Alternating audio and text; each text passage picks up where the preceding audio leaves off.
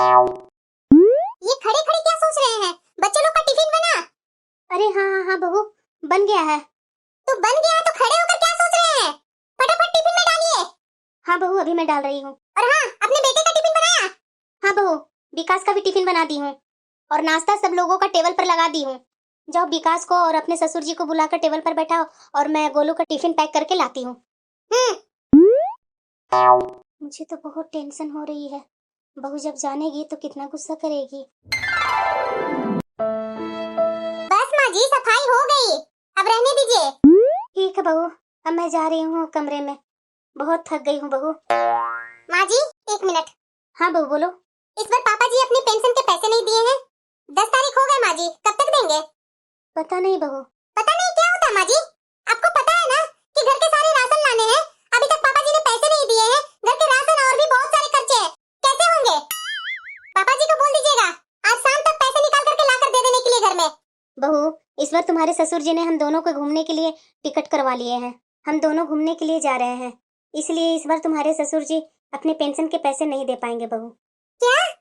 आप दोनों घूमने जा रहे हैं? आपको शर्म नहीं आती है? इस बुढ़ापे में घूमने का प्लान बनाया है दोनों?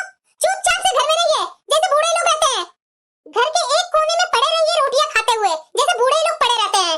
घर की रखवाली कीजिए और इस बुढ़ापे में अपने घर में रहिए।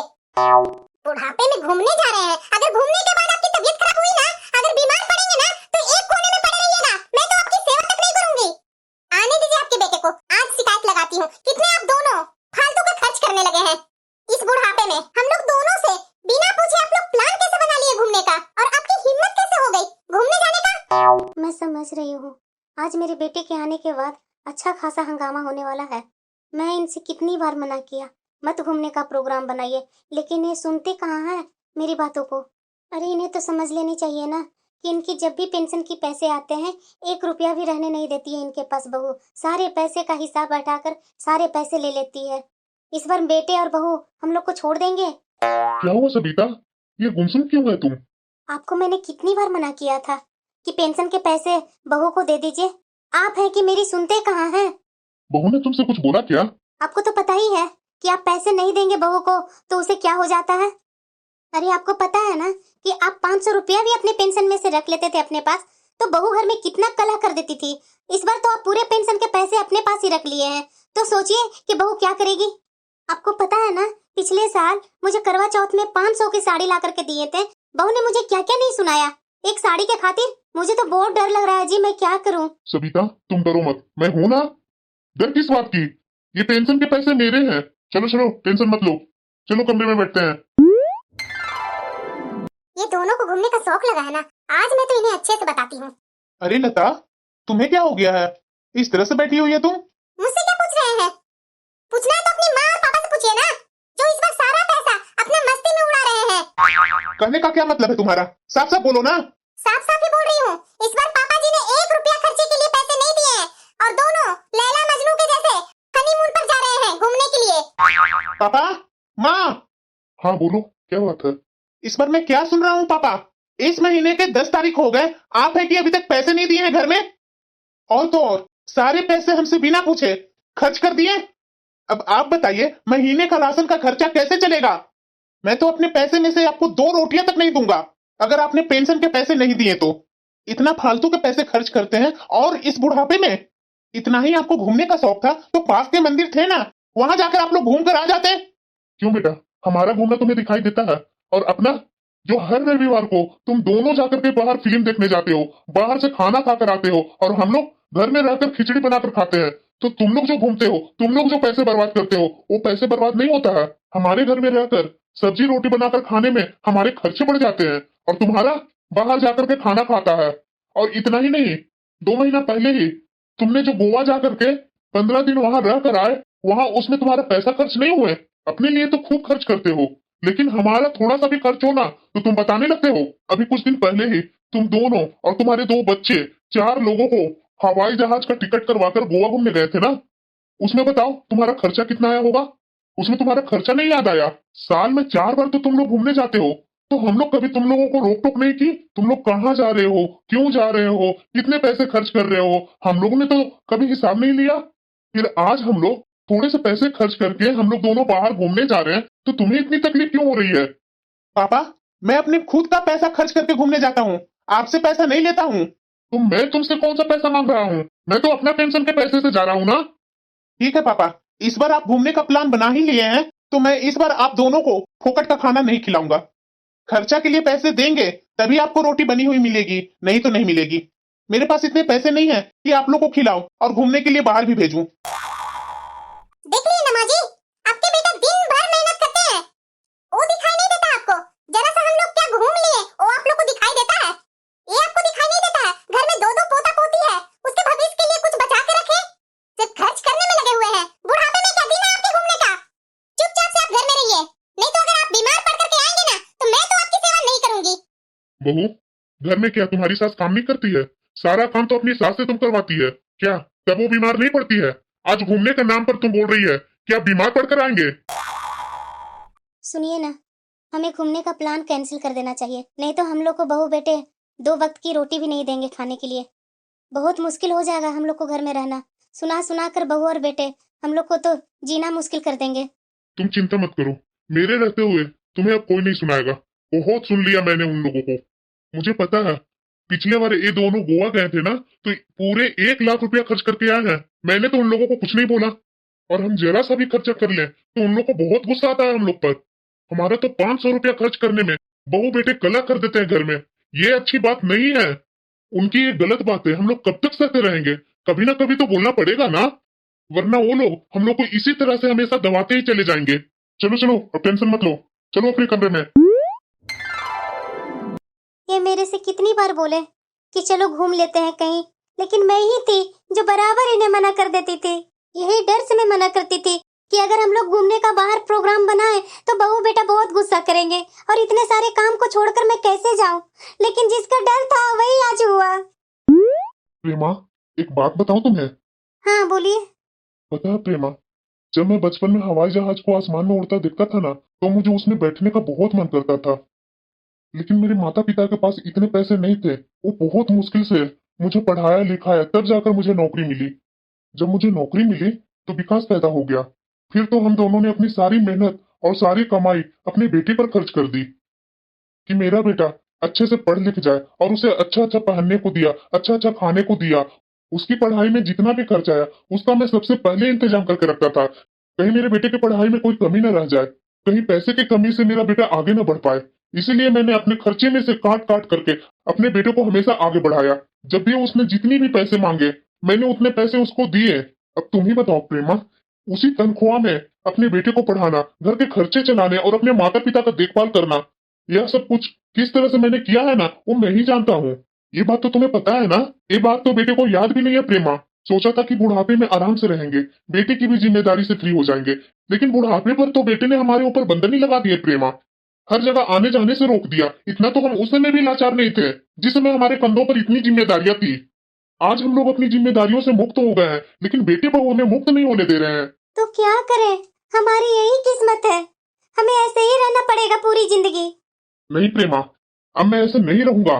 मैंने कुछ सोचा है और उसको मैं तो करके ही रहूंगा। तुम चिंता मत करो प्रेमा, हम बहू बेटे पर आश्रित नहीं है, तुम्हें डरने की जरूरत नहीं है। खाना तो मैं बनाती हूँ, पता नहीं बहू बेटे खुश होंगे या नहीं। चलो टेंशन तो खत्म हो गई, बहू बेटे ने खाना तो खा लिए। ये कहाँ गए हैं? अभी तक आए नहीं हैं, नाश्ता भी नहीं किए हैं। प्रेमा, आप आ गए, चलिए हाथ पैर धो लीजिए, नाश्ता कर लीजिए। अरे हाँ हाँ प्रेमा, मैं नाश्ता ही करने आया था, लेकिन एक बात बोलने आया हूँ तुमसे। मेरी बात तो सुन लेना पहले। हाँ बोलिए। मैं सोच रहा हूँ ना कि 5 साल से मैं एक भी कपड़े नहीं लिया हूँ अपने लिए, तो अपने लिए कुर्ता पजामा ले लेता हूँ और तुम्हारे लिए 2 साड़ियाँ खरीद लेता हूँ, क्योंकि घूमने के लिए कपड़े भी तो होना चाहिए ना प्रेमा। पापा, क्या हुआ बेटा? अब मैं आपको नहीं रख सकता हूँ, इसलिए अपना इंतजाम कहीं और कर लीजिए। आपने तो सारी शर्म लिहाज बेच खाई है, बुढ़ापे में घूमने जा रहे हैं, लेकिन हम सब ये नहीं देख पाएंगे।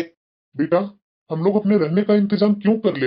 यह घर हमारा है, इसको मैंने बनवाया था, मेरे सारे फंड के पैसे इसमें लगे हैं, तो इस हिसाब से तो यह घर मेरा है, और कानूनी तौर पर भी यह घर मेरा है। कल हम घूमने के लिए निकल रहे हैं और 10 दिन बाद आएंगे, तब तक हम तुम्हें समय दे रहे हैं, इस घर को छोड़कर निकल जाना और अपना रहने का कहीं और इंतजाम कर लेना। अगर आप हमें इस घर से निकाल देंगे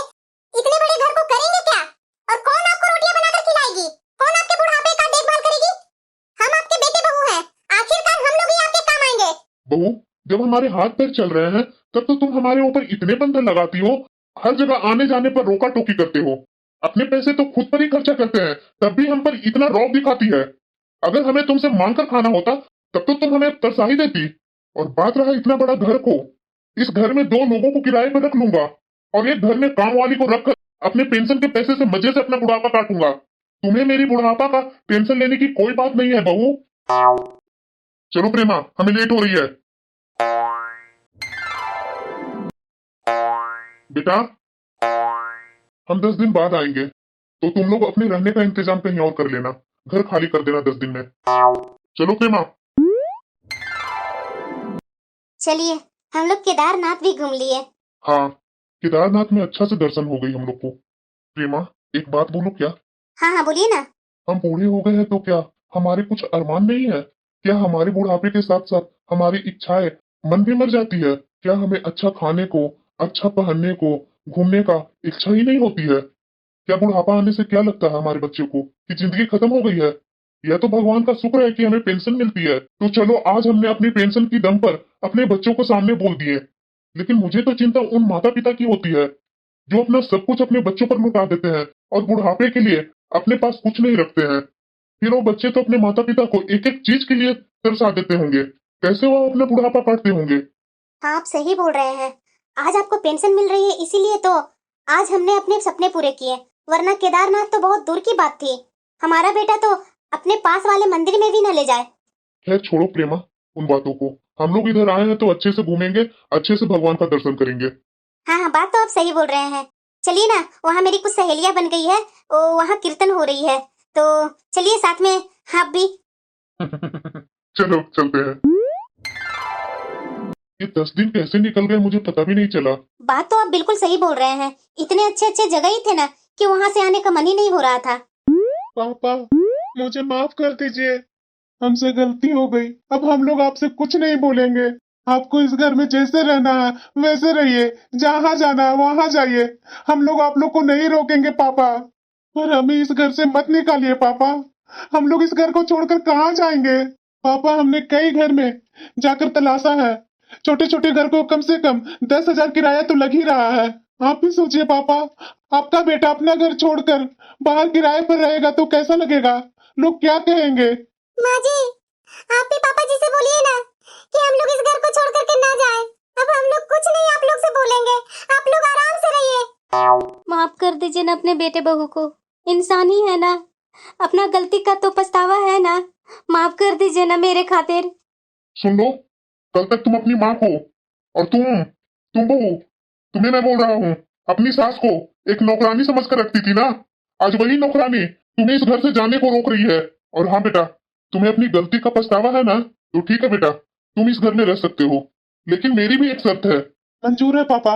मैं अपने पेंशन के पैसे पूरे नहीं दूंगा, सिर्फ घर के राशन में जितना खर्च होते हैं 6,000 उतना ही मैं दूंगा, और बाकी का पैसा मैं अपने पास रखूंगा, अपने खर्चे के लिए, अपनी पत्नी के खर्चे के लिए। मेरे भी बुढ़ापे में खर्च है, तुम्हारी माँ की भी दवाइयाँ चलते रहती है, कभी शुगर की दवाइयाँ तो कभी घुटने की दर्द की दवाइयाँ।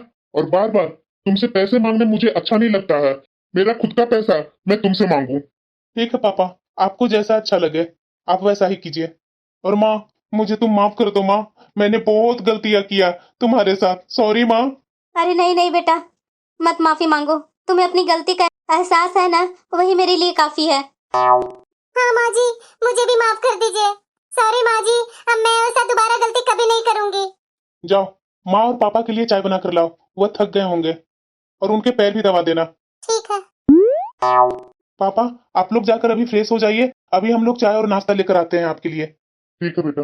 प्रेमा, अब खुश रहने का समय आ गया।